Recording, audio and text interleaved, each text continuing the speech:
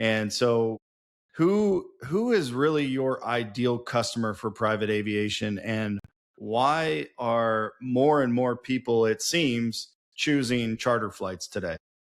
That's a great question, and a lot of people always kind of have this idea that like you have to be a celebrity or like super wealthy to fly privately. And while those people do fly privately because it fits their lifestyle and their needs, we work with private families, we work with corporate executives, other like business owner types that are not necessarily ultra high net worth, but they've got some wealth, um, or they're in a corporate situation where they've got a lot of travel demands where commercial just doesn't quite line up. Um, Another big type of client that I work with is hospitals. Hospitals do organ transplants all the time, and those organs, they only have so much viability from the time that they are recovered from whoever's making that donation to getting it into the recipient. So that's another kind of high end, not necessarily high end, but another client that we work with frequently is hospitals getting those organs where they need to go. Yeah, that's interesting. I think, as someone, as an outsider looking into the industry, that's not something that you think about on a daily basis, that organs are being flown around just for the timing's sake. Yeah, I mean a liver, they've only got a handful of hours at minimum. Some of them can, some tissue can go a little longer before it's not viable any longer. But some of it, heart and lungs, like you got a matter of hours before that thing is not good anymore. So it's really, and commercial obviously is not the way to go with that. And depending on what the distance is, driving isn't the solution either. It could take, on the road 10, 12 hours to get somewhere.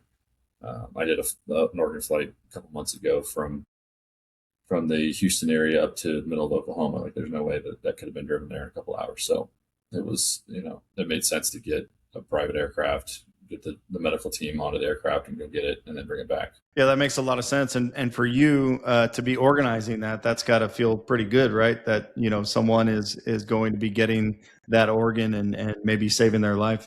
Yeah, there's definitely a point of pride in being part of that part of the world and contributing to saving a life. It's not something you think about every day by any means, but there's probably somebody every day that's getting a new organ, whether or not it's flown in or not. But to be a part of that life saving mission is definitely a point of pride and joy for us as well. Yeah, that's really cool to hear. And so, what would be another misconception that people have about flying private? I think one of the biggest things that I can think of is that when you think of flying private, you can just get a jet and go anywhere you want. And while in theory, there is a solution that can be arrived at based on the trip, but you can't just like grab a jet and fly anywhere. Not every aircraft can fit on every runway. Not every aircraft can carry every single person or baggage or thing you have.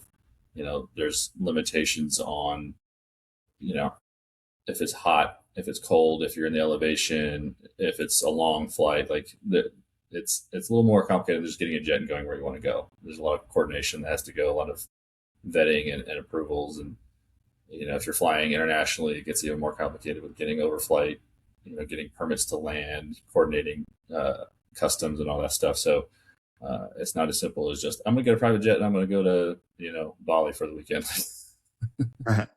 There's a lot more to that, right?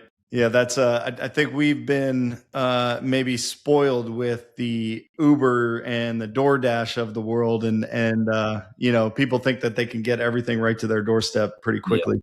the instant gratification is definitely permeated into our culture today for sure. Yeah, yeah.